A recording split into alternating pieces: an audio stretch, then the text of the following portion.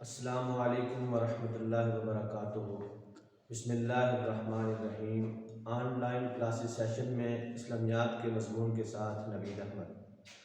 عزیز طلبہ اکرام، آج کا ہمارا لیکچر وہ آیت نمبر 6 پر مشتمل ہے، اور جیسا کہ آپ بورڈ پر دیکھ رہے ہیں، آیت نمبر 6 کو درج کیا گیا ہے، اور وہ آیت کیا ہے؟ بسم اللہ الرحمن الرحیم۔ ان الصلاۃ تنہی عن الفحشاء والمنکر۔ لفظی ترجمہ بھی ہم نے بورڈ پہ لکھا ہے۔ انا کا معنی یقیناً، صلاۃ نماز، تنہا بمعنی روکتی ہے، اور عن الفحشاء برائی سے، والمنکر اور برائی سے، فحشاء بے حیائی سے اور منکر برائی سے، یہ اس کا لفظی معنی ہوا۔ اور با محاورہ ترجمہ یوں ہو جائے گا، یقیناً نماز روکتی ہے بے حیائی اور برائی سے۔ یقیناً نماز روکتی ہے بے حیائی اور برائی سے۔ لفظی ترجمے کے بعد اور با محاورہ ترجمے کے بعد دو چیزیں اس آیہ مبارکہ میں وہ سمجھنی ہیں۔ نمبر 1، فحشاء کی تعریف کیا ہے اور منکر کی تعریف کیا ہے۔ ابتداً ہم ان دو چیزوں کو ڈسکس کرتے ہیں۔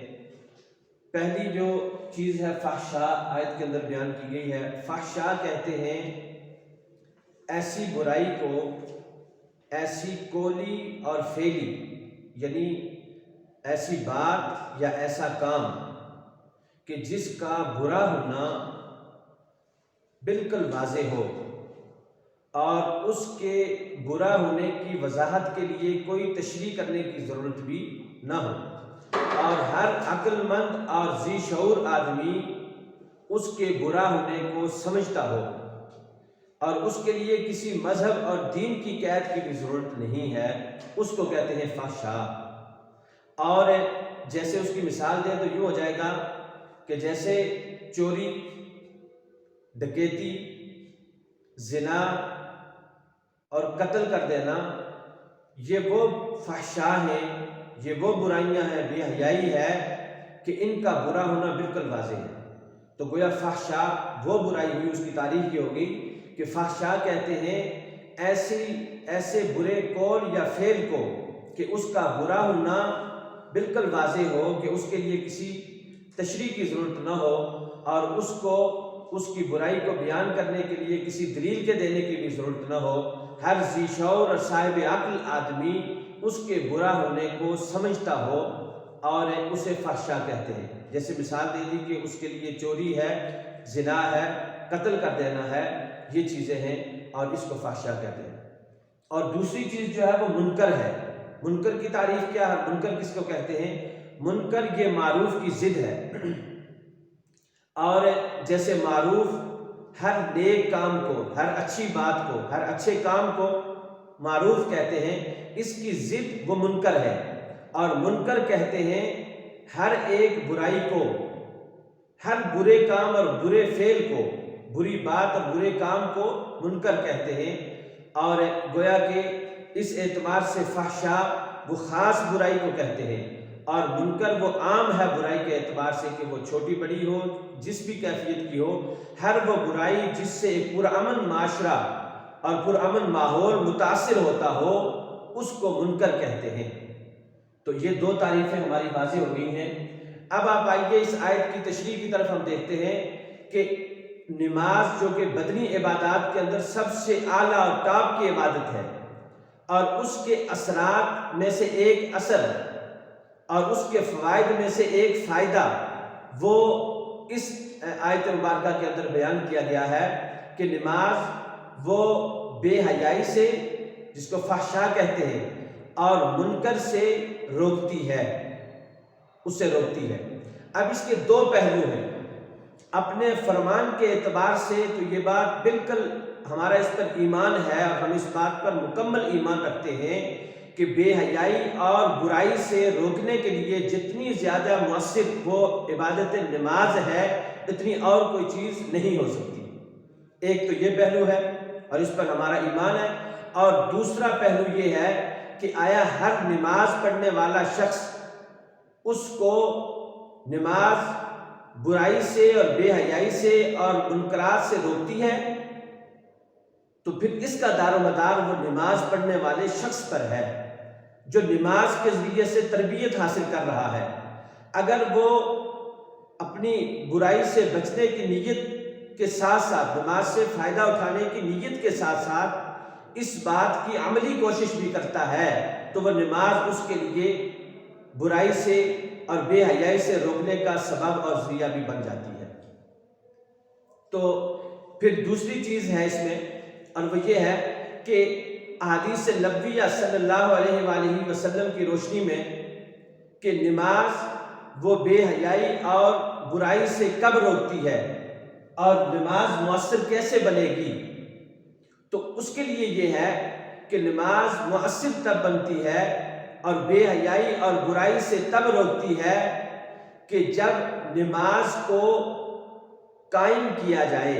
یہ بات توجہ کے لائق ہے کہ نماز کو قائم کیا جائے، نہ کہ پڑھا جائے، جیسا کہ قرآن مجید میں بھی آتا ہے۔ آپ دیکھتے ہیں کہ قرآن میں جہاں پر بھی نماز کے قائم کرنے کا حکم ارشاد فرمایا گیا ہے وہاں پر اقامت صلاۃ ہے، اقیم الصلاۃ ہے، اقامت صلاۃ کا لفظ دیا گیا ہے۔ اب اقامت، ایک ہے اقامت صلاۃ اور ایک ہے اقراء الصلاۃ، نماز کا پڑھنا، نماز کا قائم کرنا۔ نماز کے قائم کرنے کا مطلب، پڑھنے کا مطلب یہ ہے جیسا کہ عام روٹین میں اللہ اکبر، ثنا پڑھ لی، سورہ فاتحہ پڑھ لی اور ساتھ میں تسبیحات کر لی، رکوع سجدہ کر لیا اور السلام علیکم وعلیکم السلام ہو گیا۔ یہ ہے نماز کا پڑھنا۔ اور نماز کا قائم کرنا وہ کیا ہے، جس کو نماز کا ادا کرنا بھی کہتے ہیں، وہ کیا ہے؟ وہ یہ ہے کہ نماز کے ظاہری اور باطنی آداب کے ساتھ ساتھ نماز کو اس کے ظاہری اور باطنی آداب کے ساتھ ادا کرنا، جیسا کہ امام الانبیاء صلی اللہ علیہ وآلہ وسلم نے تعلیمات ارشاد فرمائی ہے۔ تو یہ ہے نماز کا ادا کرنا، یہ ہے نماز کا قائم کرنا، اور یہ ہے اقامت صلاۃ، یعنی ظاہری آداب سر سے لے کر پاؤں تک جسم کے اعضاء وہ کیسے ہوں گے نماز کے اندر، اور پھر اندر کی جو کیفیت ہے، دل کی کیفیت ہے، دماغ کی کیفیت ہے، اس کے باطن کی جو کیفیت ہے وہ کیسی ہونی چاہیے، یہ ہے باطن اور ظاہری آداب کے ساتھ اس کو ادا کرنا۔ یہ نماز کا جو اقامت صلاۃ اس کو کہتے ہیں۔ یہی وہ نماز ہے جو اس شان کے ساتھ ادا کی جائے تو وہ اس کو یہ فائدہ اور یہ اس کے لیے مؤثر بنتی ہے کہ وہ اس کو بے حیائی اور برائی سے روک دیتی ہے۔ اب آپ آئیے احادیث نبویہ صلی اللہ علیہ وسلم میں سے دو روایات کے ذریعے سے ہم اس بات کو سمجھیں گے۔ آپ صلی اللہ علیہ وآلہ وسلم، حضرت عمران بن حسین رضی اللہ تعالیٰ عنہ نے سے مروی ہے کہ نبی پاک صلی اللہ علیہ وآلہ وسلم کی خدمت میں یہ بات عرض کی گئی کہ ان الصلاۃ تنہی عن الفحشاء والمنکر کی بابت جب سوال کیا گیا تو آپ صلی اللہ علیہ وسلم نے ارشاد فرمایا کہ وہ شخص کہ جس کو اس کی نماز بے حیائی اور برائی سے نہیں روکتی اس کی نماز ہی نہیں۔ یعنی گویا اس حدیث مبارک میں یہ بات کہی گئی کہ جو آدمی بے حیائی اور منکر کے اندر پڑا ہوا ہے، حالانکہ وہ نماز بھی پڑھ رہا ہے، تو پھر یہ اس کی نماز نہیں ہے۔ کیا مطلب کہ اب اس میں لازماً طور پر اس شخص کی کوئی کمی اور کوتاہی پائی جا رہی ہے، جس کی وجہ سے جو نماز کے اندر اس کی کوئی کوتاہی اور غفلت پائی جا رہی ہے، جس کی وجہ سے وہ نماز اس کے لیے مؤثر نہیں بن رہی اور اس کو بے حیائی اور منکر سے نہیں روک رہی۔ چنانچہ اب یہاں پر دل گرفتہ نہیں ہونا کہ ایک آدمی نماز پڑھ رہا ہے، برائی سے نہیں رک رہا، وہ نماز کو چھوڑ دے، ایسا بھی نہیں کرنا، بلکہ دوسری روایت ہمیں اس ذہن کے اندر رہنمائی فراہم کرتی ہے۔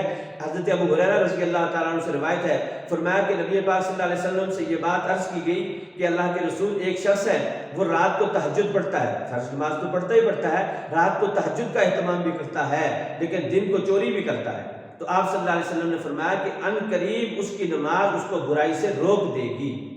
تو گویا یہاں پر بھی یہ بات ہے کہ نماز کو قائم کرتے رہنا ہے، اور اس نیت اور ارادے کے ساتھ عملی کوشش اور مشق بھی کرنے کی ضرورت ہے کہ آدمی برائی اور بے حیائی سے رکے، جب اس کے ساتھ وہ نماز کو ادا کرتا رہے گا تو ایک وقت ماضی مستقبل قریب میں ایسا آنے والا ہوتا ہے کہ وہ اس کو یہ جو اس کا اثر بیان کیا گیا یا اس کا جو فائدہ بیان کیا گیا یہ اس مومن اور مسلمان اور نمازی آدمی کو وہ حاصل ہو جاتا ہے۔ تو اللہ تعالیٰ ہمیں جو ہے اس آیت مبارکہ کو اچھے طریقے سے سمجھنے کی توفیق دے اور پھر اس کو اچھے طریقے سے جو ہے وہ آپ نے جو ہے وہ یاد کرنا ہے اور اس کا ترجمہ اور اس کی تشریح جو ہم نے جس طرح سے ذکر کی ہے اس کو اچھے طریقے سے محفوظ کرنا ہے اور پھر اس کو جو ہے وہ آپ نے اس کو دہرانا بھی ہے۔ اللہ تعالیٰ سمجھنے کی توفیق نصیب کرے۔ والسلام علیکم ورحمۃ اللہ وبرکاتہ۔